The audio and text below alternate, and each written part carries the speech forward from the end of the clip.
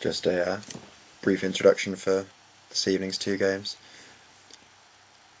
So, usually we don't really show the European matches as they're a bit skewed, as last season none of us had actually done anything to qualify other than inherit teams that had done so the year before. Newcastle being one of those teams, and I went on to win the Champions League, hence why I've turned up in the UEFA Super Cup. Meanwhile, Matt Warrington, who picked West Ham, did the exact same thing in the Europa League. So seeing as we're both in, I thought we may as well actually chuck a highlights package together, especially as also following this there'll be a League 2 clash between Dan City Y and Danielsea. They didn't play on the first game of the season because the former was involved in the Community Shield. So it's another chance to see four of the teams in this game. Both of us have had quite a good start actually. Warringham, I think, lost on the opening day of the season, but then comfortably won it in the last round of league games. Miraculously, I've actually won 2 in 2.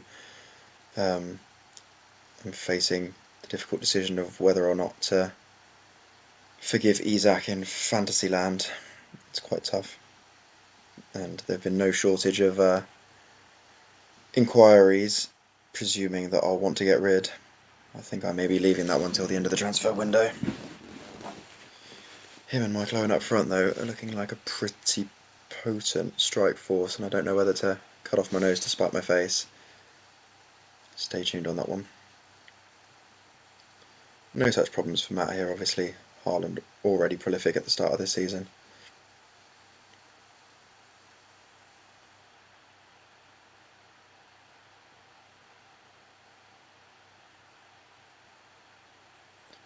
Of course, both of us will be in Champions League action again this season, which I don't think actually plays into our favour.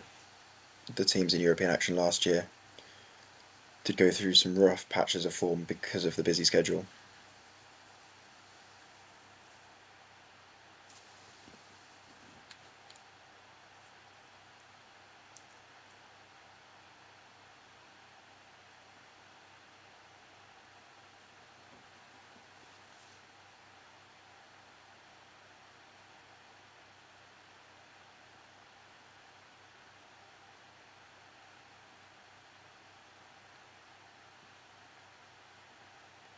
Unlike the Champions League as well, we seem to both be able to play our full-strength lineups, but because the way I created the database, it was as if the world was starting anew.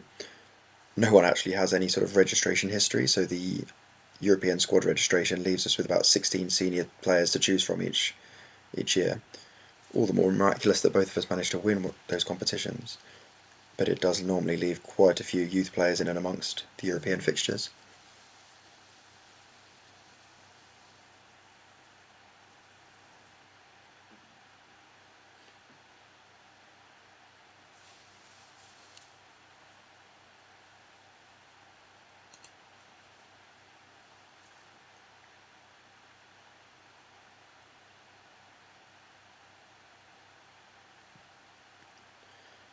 No space in the first 11 for Jerome Boateng for Warringham.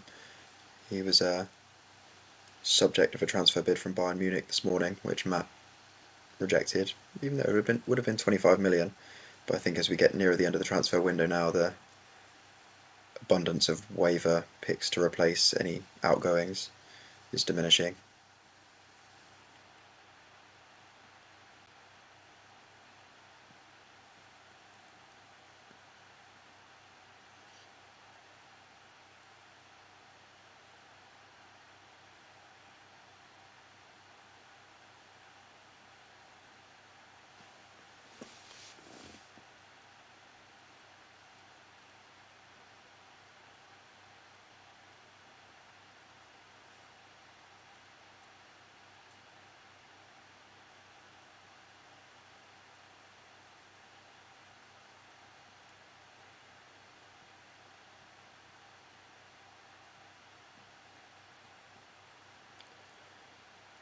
And talking about the congested fixture list, I could think either of us could have done without extra time within a week of the season starting.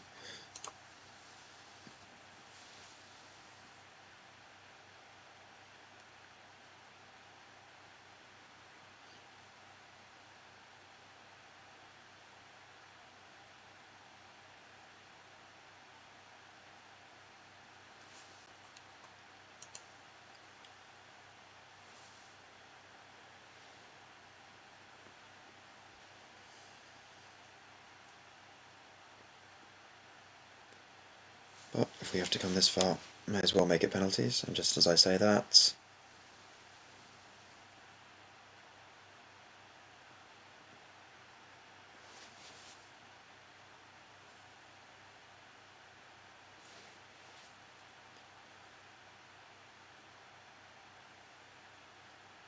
there it is. 120 minutes of fatigue. Well spent.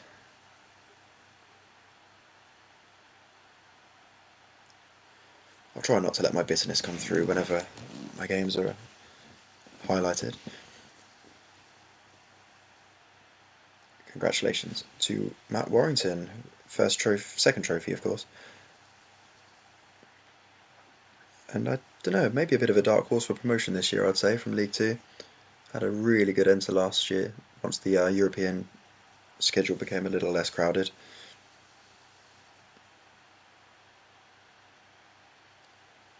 Interesting to see how we both get on in the Champions League this season as well.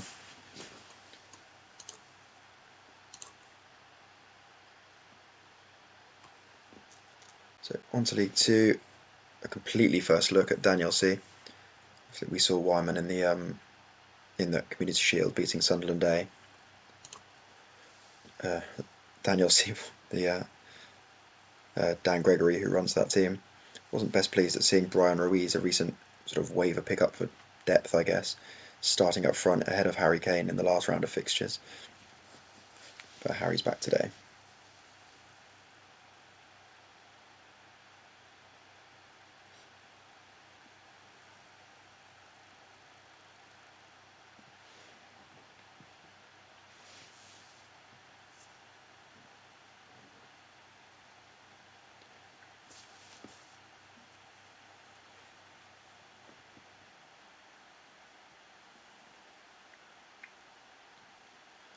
Wyman, of course, will be joining both me and Matt Warrington in Europe this season, having won the FA Cup, which entered him into the Community Shield.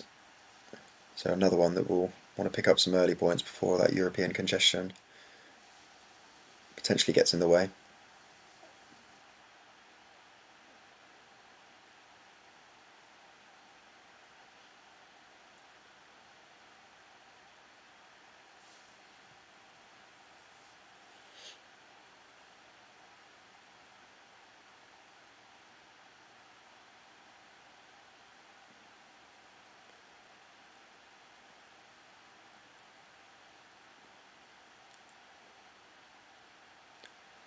It's a first start for Down City Y for Manuel Akanji.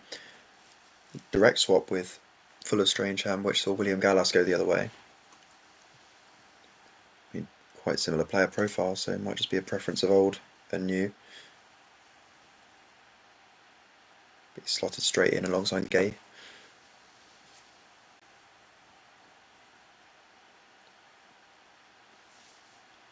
I spoke the other day about Yaya Toure and Drogba finally getting some games together, which rarely happened last year.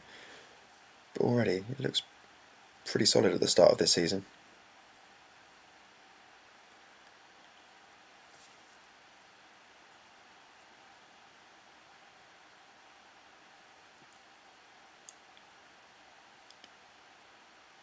Of course, Louis van Gaal in charge now, having taken over from Unai Emery. He's made a good start.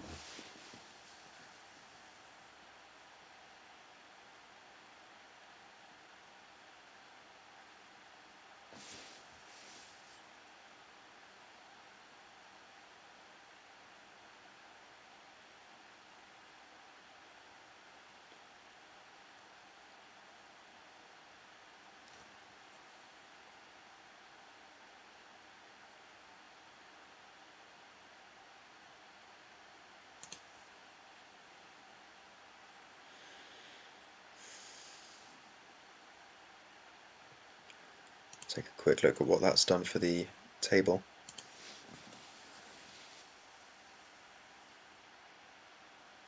And that is to send him into fourth, one of only 4 teams to have won the opening 2 games, both 1-0. Danielsea following up a weekend win with the first loss of the season. So yeah, both the Man City pickups occupy the top four alongside myself and Louis. And then back again in a couple of days' time for the next round of league fixtures, continuing to try and catch up with the late August start. So see you in a couple of days.